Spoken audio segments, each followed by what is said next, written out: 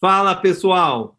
Estamos aqui mais uma vez no canal Fala Góis e com a entrevista com o Alexandre Costa. Alexandre Costa é um escritor nascido em São Paulo, escreveu o livro Introdução à Nova Ordem Mundial, Bem-vindo ao Hospício, Brasil e a Nova Ordem Mundial, e cooperou no livro Várias Faces da Nova Ordem Mundial.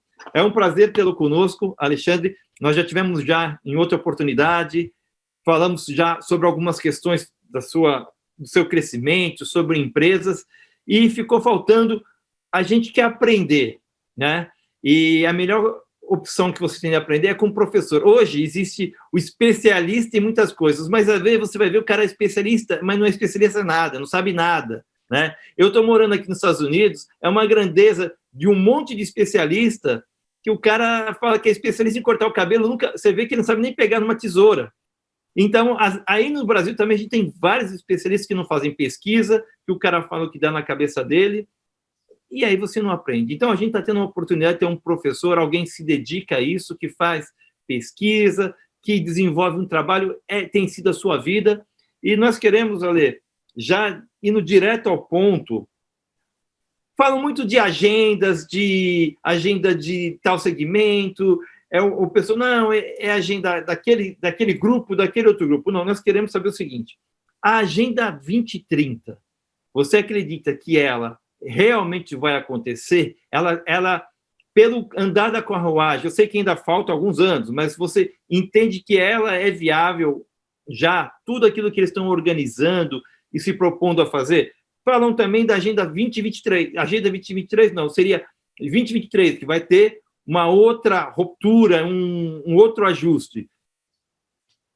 Se a gente começar a colocar data aqui, vai ter data de tudo quanto é jeito, mas a 2030, essa realmente não tem saído dos olhos do público de uma forma geral. E a gente tem pessoa que ouve e acha bonito ver a abertura dos trabalhos no STF dizendo, olha, nós estamos alinhados à Agenda 2030, a ONU está alinhada. Tá bom, mas o que é isso? O que, como diz assim, o afegão médio, né? É duro falar hoje de afegão, mas o afegão médio, o que a gente pode aprender com você? O que você tem para trazer para a gente sobre a Agenda 2030? Bom, a Agenda 2030 é uma espécie de resultado, né, do acúmulo de discussões e que está hoje sendo levada adiante pela ONU e por todos os organismos ligados à ONU, de um jeito ou de outro, né? Seja aqueles que estão no seu guarda-chuva, como Unesco, Unicef, a própria OMS, a Organização do Trabalho, OIT, né? Organização Mundial do Comércio, todos eles estão, aos poucos, aderindo a essa Agenda 2030. Mas, vamos lá, o que é a Agenda 2030? É o conjunto de 17 Objetivos de Desenvolvimento Sustentável. Esses 17 itens, né, os chamados ODS, são preenchidos por outros 169 metas. Né? Então, as pessoas falam muito só dos ODS, que normalmente são expressões genéricas, assim, que ninguém é contra, né? Você veja o primeiro, assim, acabar com a pobreza mundial. Né? É um objetivo. Pô, acho que não tem ninguém que é a favor da pobreza, né? Assim, é claro que deve ter uns psicopatas aí, mas eu estou falando de uma maneira geral. Então, eles já colocam aquele eufemismo no próprio título do ODS, porque ele já evita a resistência, né? Fala, então você é contra a eliminação da pobreza, né? Só que quando a gente vai ver as metas que estão inseridas nesse objetivo, para alcançar esse objetivo, para falar que esse objetivo está sendo perseguido, o que eles fazem? Olha, os países têm que cumprir determinadas metas. E aí já começa a invasão à soberania nacional. Porque cada país tem a sua realidade, tem a sua história, sua tradição, sua cultura, suas crenças, né? Toda essa ideia de pasteurizar a cultura mundial, essa ideia de, olha, nós vamos colocar um regime político. Eu sou contrário a isso, porque tem sempre que se respeitar a cultura, né, a livre determinação dos povos, o que a própria ONU diz no seu estatuto, né? Mas o que é essa Agenda 2030? Então, são essas metas que vai obrigar o governo a tomar determinadas medidas na área ambiental, na área de saúde, na área social, na área educacional, na área do trabalho, enfim, praticamente todas as condutas humanas são contempladas pela Agenda 2030. Para a gente não perder muito tempo, porque eu acho que o ideal é a gente falar sobre o conceito geral, assim, mas quem tiver interesse, no meu site tem um texto traduzido de um sujeito, deixa eu até ver o nome dele aqui, Mike Adams. Ele fez um texto que eu achei muito interessante, então está lá traduzido no meu site. Ele decodificou o que são cada um desses 17 enunciados, né? Então ele põe lá o enunciado da ONU e depois ele mostra o que eles vão fazer embutido nesse, né? Então, para entender, melhor vocês entram lá no meu site, aí vai dar para ver os 17 e as metas. Então é escritoralexandrecosta.com.br. Procura lá, Agenda 2030, tá super fácil. Tem mais de um texto meu sobre isso lá. Eu escrevi já bastante. E no meu canal do YouTube tem bastante coisa também sobre a Agenda 2030, tá? Eu já falei várias vezes sobre isso. Mas para entender como a gente chegou a essa Agenda 2030, como isso surgiu, né? Em 1900, no comecinho dos anos 70, 71, mais ou menos 70, 71, começa-se uns estudos dentro do MIT, né, do Instituto de Tecnologia aí de Massachusetts, um estudo com principalmente três pesquisadores, era um casal, Meadows, e mais uma pessoa. Esses três pesquisadores fizeram um levantamento sobre as questões de como manter uma sociedade equilibrada a longo prazo, fez algumas previsões, tudo, e eles chegaram à seguinte conclusão, que tinha que começar a planejar uma sustentabilidade, né? Até esse relatório é a primeira vez que vai se usar essa palavra com esse sentido que a gente usa hoje. Então, a origem de todas essas ideias de sustentabilidade está lá naquele relatório no início dos anos 70, que o relatório se chama Os Limites do Crescimento. É um dos livros mais vendidos do século XX, porque depois que ele saiu como relatório, ele foi inicialmente uma encomenda do Clube de Roma, um dos principais organismos globalistas, o organismo que defende a ideia da formação de blocos, né? Da mesma maneira que existe a União Europeia, o Clube de Roma, por exemplo, defende a união da América do Norte em um grande bloco, né? Do México ao Canadá, inclusive com uma moeda própria, o Amero, e teria uma unidade africana, que até já existe, né, a União Africana, teria uma na Ásia e uma na América do Sul, e que depois uniria a América do Norte com a América do Sul. Está tudo desenhado lá numa teoria dos 10 blocos, que muita gente vê até relação com a profecia dos 10 reinos. Eu não me meto a isso. Mas tem essa gente que faz essa interpretação.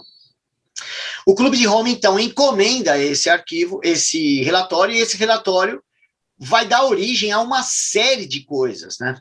Porque logo na publicação do relatório é feito a Conferência de Estocolmo, que é basicamente uma conferência baseada nesse relatório. E dessa conferência vai sair depois aquele outro relatório, que eu não vou lembrar o nome agora, infelizmente, saiu um outro relatório europeu e desembocou na Eco 92. Teve o relatório Nosso Futuro Comum, que foi dirigido, inclusive, por uma primeira-ministra da Noruega. Noruega? Acho que é. Que é o relatório Go Brunwald. é a Go Brewald, eu não sei pronunciar o nome dela direito. Então, todos esses trabalhos que foram se juntando a essa ideia inicial do limites do crescimento, vai gerar o que ficou conhecido como cúpula da Terra, que é o que mostra que já tinha uma ligação aí até com algumas coisas da teologia da libertação, né? Que está ligada a essa ideia de Carta da Terra, que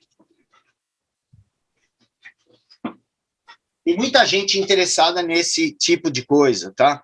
Isso aqui é um trabalho escrito por um Rockefeller, o Stephen Rockefeller, e aqui no Brasil saiu com o prefácio do Leonardo Boff, para vocês verem. E isso daqui foi decisivo, esse pensamento de Carta da Terra, que é uma espécie de neopaganismo, né? Uma idolatria da natureza, assim. Isso entrou já ali, só que disfarçado de ambientalismo, mas na verdade é o neopaganismo que entrou ali no Eco 92. Aí da Eco 92 surgiu, ali sai uma primeira agenda, que ficou conhecida como Agenda 21. Essa Agenda 21 já começou a implantar uma série de coisas, e é o começo do ambientalismo aí, começa a ter uma série de incentivos fiscais, uma série de regulações, novas legislações internacionais, os países tendo que se submeter a uma série de regras ridículas no ambientalismo, né? E aí começa-se a implantar, surge um outro relatório, que vai se chamar Desafios do Milênio. Esse relatório Desafios do Milênio deve ser no começo dos anos 2000, vai, inclusive, fazer coro com o trabalho aquele cara que era vice-presidente dos Estados Unidos, lá, do Al Gore, que lançou aquele documentário A Verdade Inconveniente, que vai dar origem à teoria do aquecimento global antropogênico.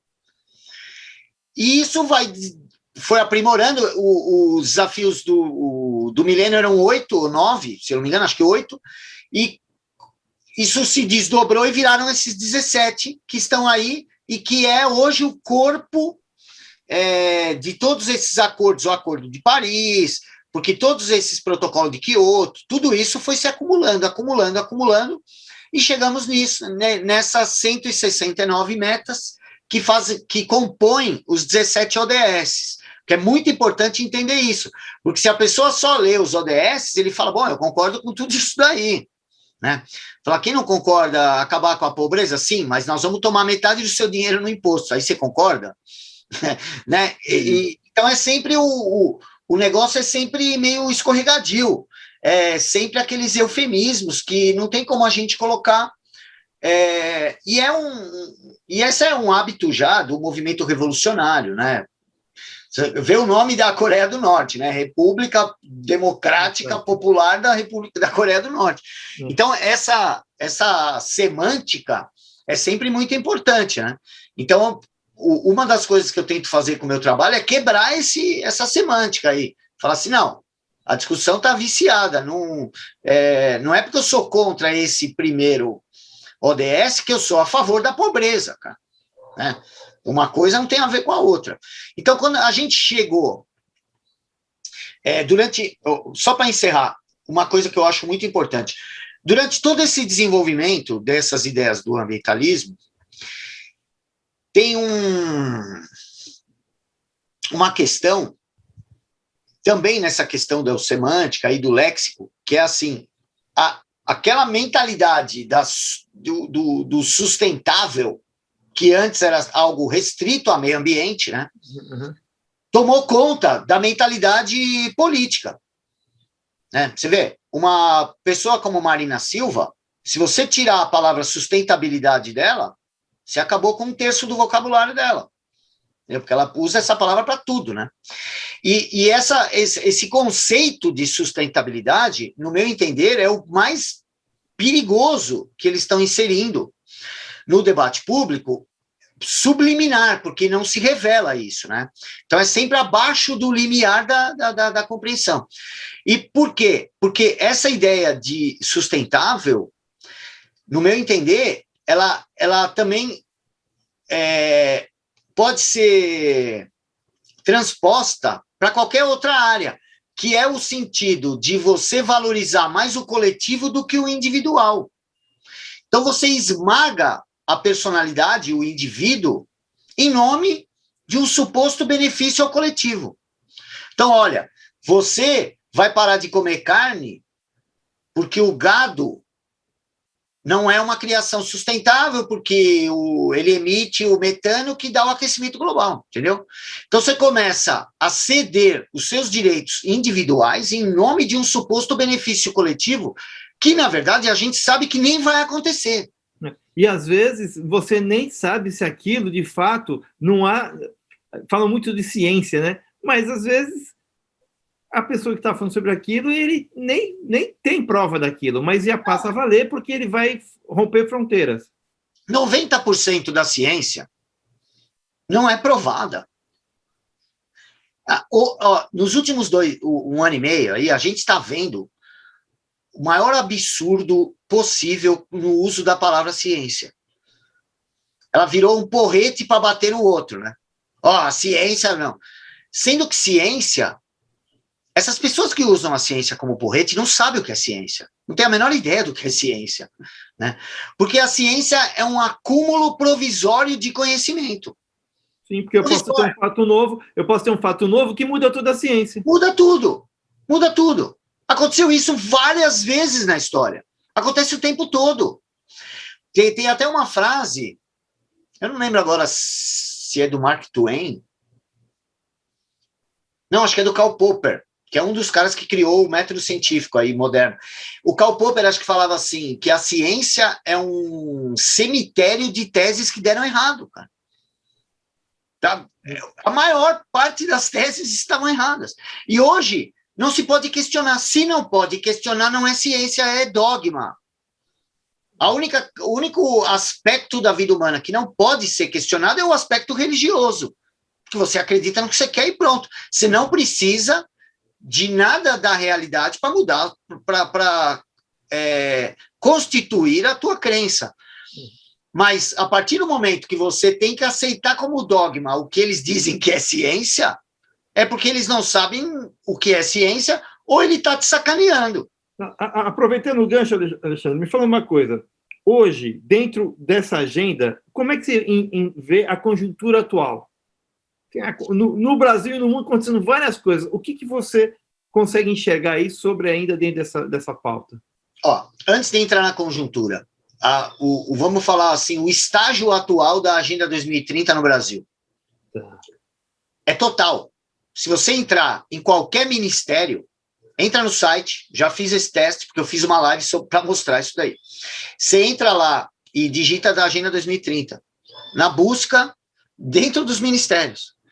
Ministério da Economia, Ministério de Direitos Humanos, Infraestrutura, porque tem da mesma maneira que existem aqueles...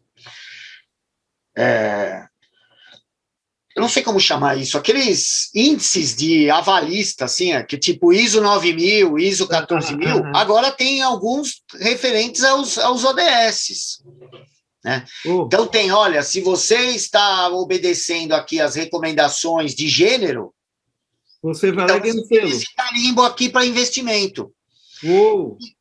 E o problema é que isso está sempre atrelado ao investimento internacional.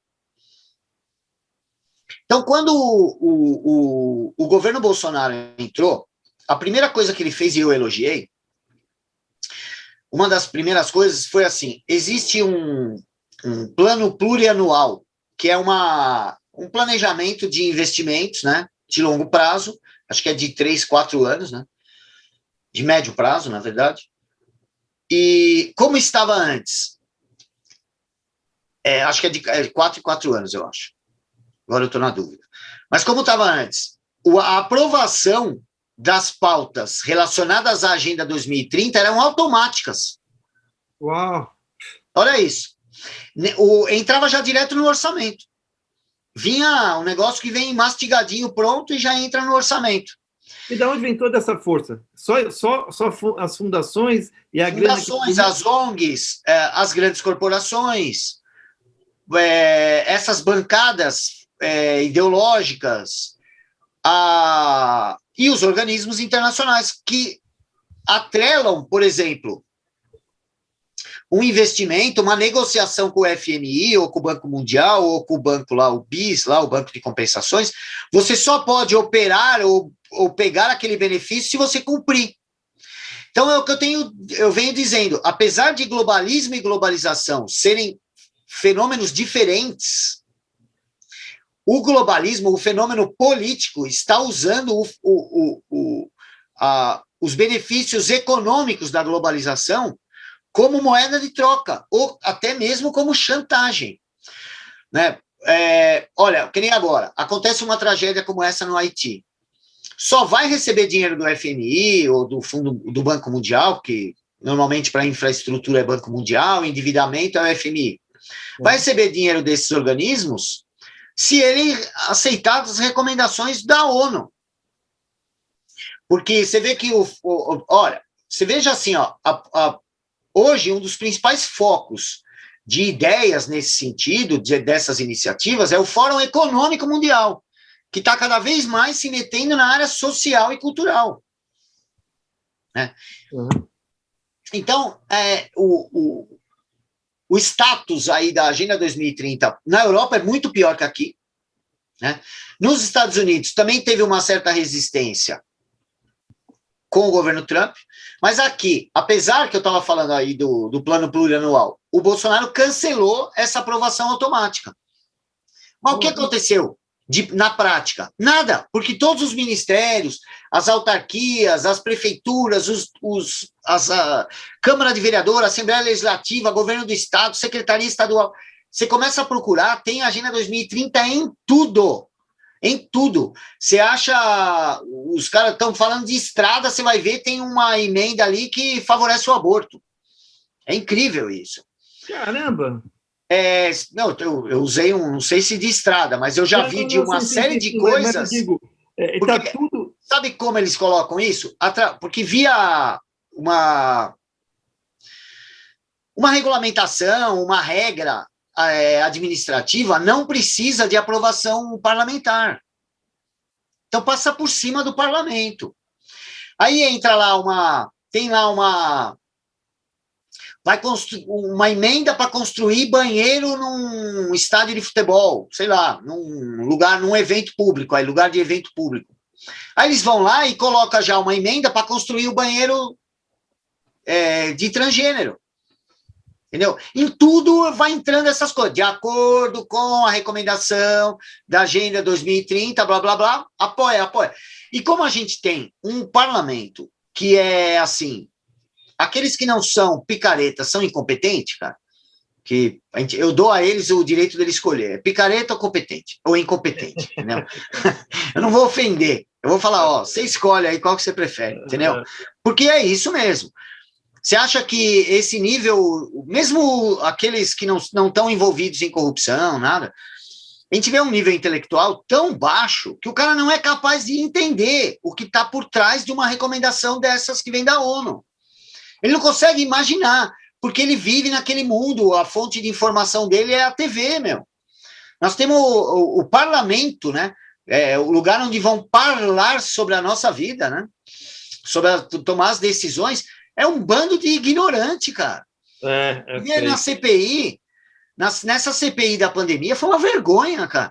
Os caras entrevistando aquela doutora Anise, o cara, imagina para ela, uma mulher com décadas de experiência no Albert Einstein, né?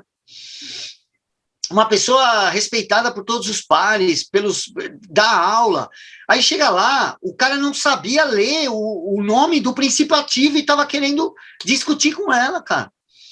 Então, é um negócio bizarro. E aí, pulando aí já para uma conjuntura, que aí não dá para ser só nacional, porque a conjuntura nacional é terrível, na minha opinião. Se tudo continuar como está, se não tiver uma mudança muito decisiva de rumo, o ano que vem nós teremos notícias muito tristes para quem quer liberdade, para quem quer a independência, para quem quer o Brasil soberano, e não quer mais roubalheira, para quem está com o saco cheio de tudo isso, se não houver uma mudança de rumo, no meu entender, só sendo muito otimista para perceber isso. E agora, quanto ao mundo, eu tenho medo, como a gente estava conversando antes, de que o Talibã possa virar uma faísca para algo pior, né? Porque tem algumas coincidências nessa história do Talibã que me deixam de orelha em pé. O fato de estar envolvido, de tudo que envolve o Afeganistão, tem que lembrar que lá tem diamante, lá tem gás natural, lá passam um monte de tubulação que vai, acho que, se eu não me engano, chega até a Europa. Tem uma questão de logística muito importante, que é por lá que está passando, pelas montanhas lá do Afeganistão, está passando a nova Rota da Seda, por isso que a China está investindo tanto dinheiro no Afeganistão e se diz hoje aliada do Talibã, né? Então, resumindo, eu acho que é muito importante estudar a escatologia e sem pressa para entender, né? Tem que ter uma certa tolerância com a dúvida, né? E eu acho que isso serve para tudo, mas quando a gente está lidando com o texto sagrado, é mais ainda, né? Então tem que pedir a compreensão, porque se fosse muito mais simples, não teria tanta divergência nas interpretações ao longo dos anos, né? Principalmente um livro como Apocalipse.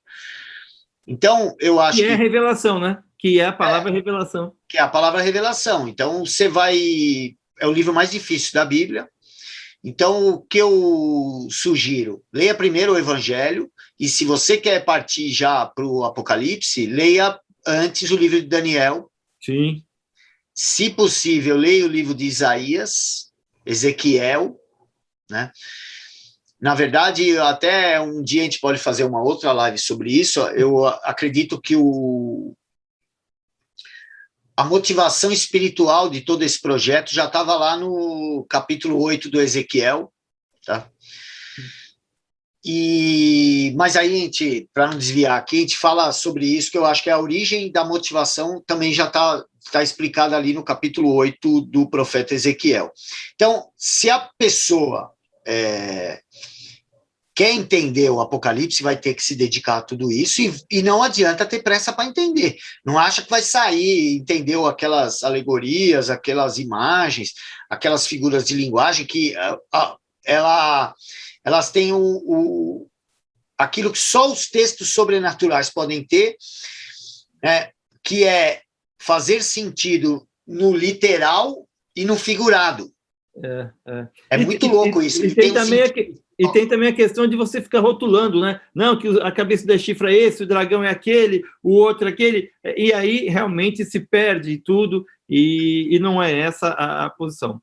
Bom, e um dos meus livros favoritos do Velho Testamento é o livro de Jonas, porque é o que me motiva a levar adiante a mensagem, porque é igual eu imaginava o YouTube como Nínive, entendeu? Uhum. Falava, vou falar lá, ninguém vai ouvir nada. E não quero que ele se converta. Então, e aí o que eu não posso é cair naquilo que o Jonas fez, que, olha, você fala que vai acontecer algo, aí não acontece, você fica bravo. Então você queria que acontecesse, pô, né? Então, leiam também o livro de Jonas, é o livro, um dos mais curtos da Bíblia, acho que é o mais curto, o segundo mais curto, coisa de 2, 3 páginas, e é uma coisa magnífica. E agora deixa eu indicar um último livro, já que a gente estava falando sobre isso. Esse livro aqui, deixa eu tirar que o marcador está aqui. O Código dos Códigos, do Northrop Frye, A Bíblia e a Literatura. Esse é um dos maiores críticos de literatura da história, e ele identificou que todas as histórias da literatura universal já estavam na Bíblia. Todas elas. E aí ele mostra como a Bíblia é o código de todas as possibilidades humanas.